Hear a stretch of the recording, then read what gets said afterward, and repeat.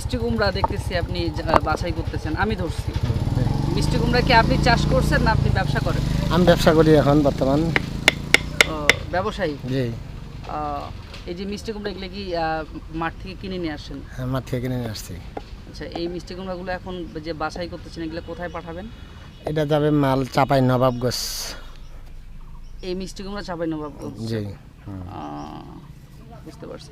কতদিন থেকে এই ব্যবসা করেন? মোটামুটি 8-10 বছর থেকে। 8-10 বছর।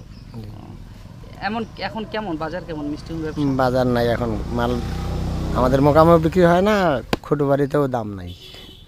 আর যেটাই হোক, এই যে মানে আপনি যে মিষ্টি কুমড়াটা কিনে নিয়ে আসেন, এটা কি কেজি হিসেবে না পিস হিসেবে? কেজি হিসাবে, কেজি হিসাবে। কেজি কত করে কিনে নিয়ে আসেন? কেজি পড়তেছে আপনার না, অত পারে না, কম 260 টাকা মন।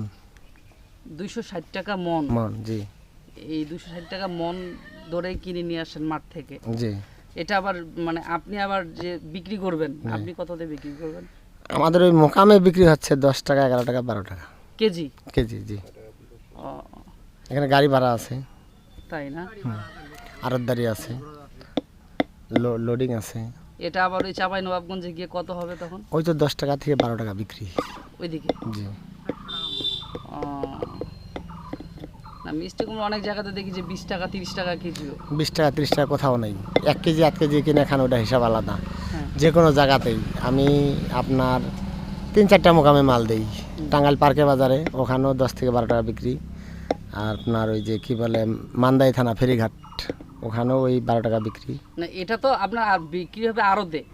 হ্যাঁ, আড়তের আড়তে হিসাবটা 10-12 টাকা বিক্রি হবে। হ্যাঁ, আড়তে 10-12 টাকা বিক্রি। এই আড়ত থেকে যখন আবার খুচরা যাবে তখন আবার আরো দাম। খুচরা হিসাবটা তো আমরা জানি না, ওটা আমরা বলতে পারবো না। আমাদের আড়তে এটা আমাদের বিক্রি। আর এই মিষ্টি কুমড়া ছাড়া আর কি ব্যবসা করেন? আলু, লাউ। এবার কেমন ব্যবসা করছেন? এবার আলুর মধ্যে কোনো ব্যবসা হয়নি, 0-0। 0-0? জি। এবার আলুর মধ্যে ব্যবসা হয়নি। ঠিক আছে, আপনাকে ধন্যবাদ।